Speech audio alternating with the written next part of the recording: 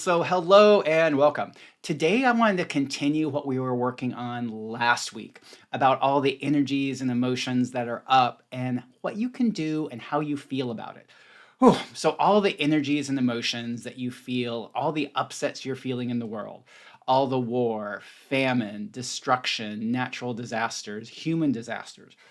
Whew, everything that brings up. Do you choose to release, let go, and or allow all that to be removed from your reality now? Ooh, and everything that's saying no, freeze all, pre-scan all, pre-tag all, pre-ID all, pre-encapsulate all, and whoosh, out, out, out. Yeah, and that's one of the things that can come up for us kind, caring, and energetically aware people is if people are suffering in the world, we can feel that it's not right, it's not okay for us to be feeling good or feeling happy. Whoa, yikes. And one of the challenges around that is do you not feeling happy, does that actually make someone's life who is suffering feel better? No, it really doesn't. So everywhere that you've been resistant to being happy because other people are suffering in the world, and you don't want to make light of their suffering, do you choose to release everything that's been holding you back from feeling good and also making a difference in somebody else's life? Ugh. So everywhere it feels like you can't make a difference in the lives of people who are suffering around the world. Ugh. Do you choose to release and let all that go? Yikes. Yes, I choose that. Vaporize, liquefy, vaporize, liquefy. And as we're going to talk about a little bit later, you actually can make a difference in their life with just the smallest amount of energetic support.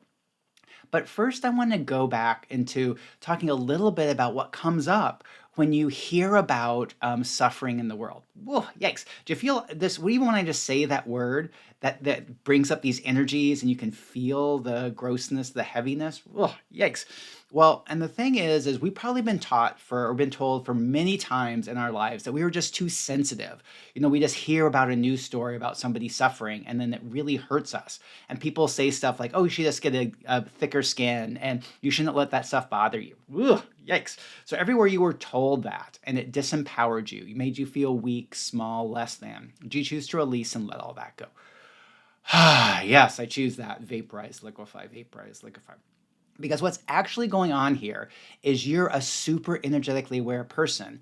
And when you hear about a situation or you read about it in the paper or see it on social media, you actually are starting to pay attention. You're aware of the people's feelings who are going through that situation. Ugh, yikes.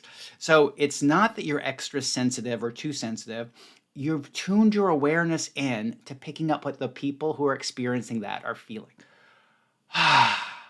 Yeah. And so one is just to notice that.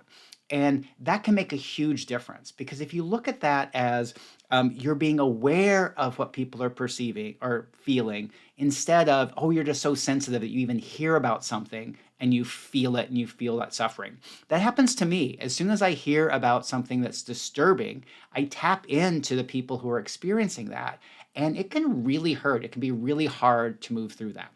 Yeah. So everywhere you've been tapping in to other people's suffering, other people's experiences, where that's not a contribution to you, do you choose to release and let all that go? Yes, I choose that. Vaporize, liquefy, vaporize, liquefy. Yeah, and the part is when we feel those energies, we want to make a difference in those people's lives. Ugh, yikes. I can feel that you really do want to make a difference in their lives. And the challenge is there's so many people out there suffering and you're just one person, or we're just a few people together trying to make a difference. And it can feel small, impossible. Ooh, yikes. It feels impossible. But one of the things I found is that by just even directing some support, directing some energy, intending to help somebody out, or intending to reduce suffering, it makes a huge difference. Now, the part is when we do energetic work, we would like it to make this huge physical difference that so we have this belief that we would like to change it more than unfortunately we can because you want to completely change the situation. If you could, I know you would completely wipe out that war, that famine, that suffering. And we trying to what happens is we compete against wanting to do that and thinking we can't make a difference at all. But what happens is when you energetically send energy, send support to the people who are suffering, It does make a difference. The difference is more than you think it would be, you just being one person, but it's also not quite as great as you would like it to be. But what happens is by putting your energy towards that, it can actually take somebody's suffering down from being unimaginably and they can't make it through to they can breathe again. It's still tough for them, but it makes it much, much easier. Whoa. So this is one of the parts is like anytime that you hear about a story about people suffering in the world, woo, yikes. What if you just energetically send love and support to people who are in that situation? Do you feel things get relaxed and get calmer? Yeah, because that energetic support is what they need right now.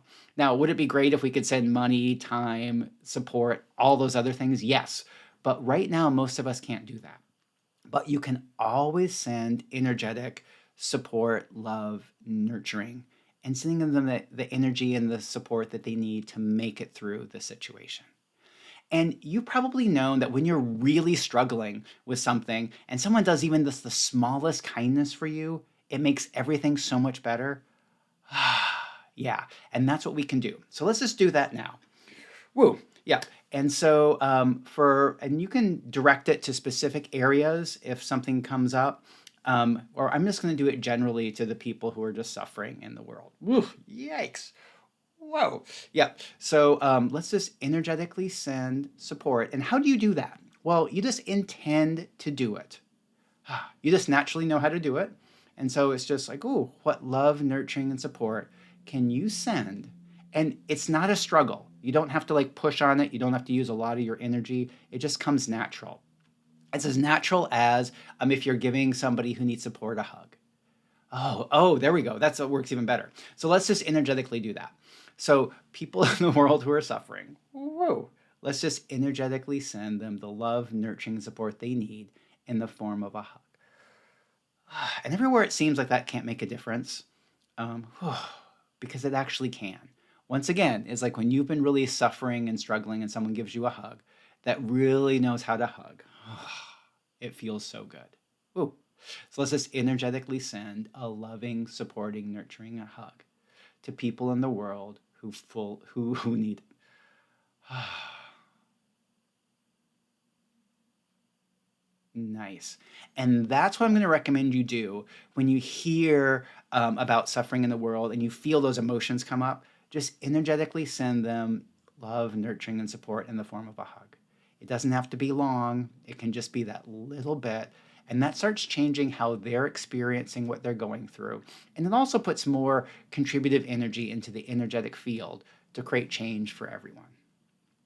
Oh, so I'm Max Riggs, energetic awareness coach and your friend. So give me a comment below and let me know how you're doing during this challenging time. I'll see you again next week. Bye for now.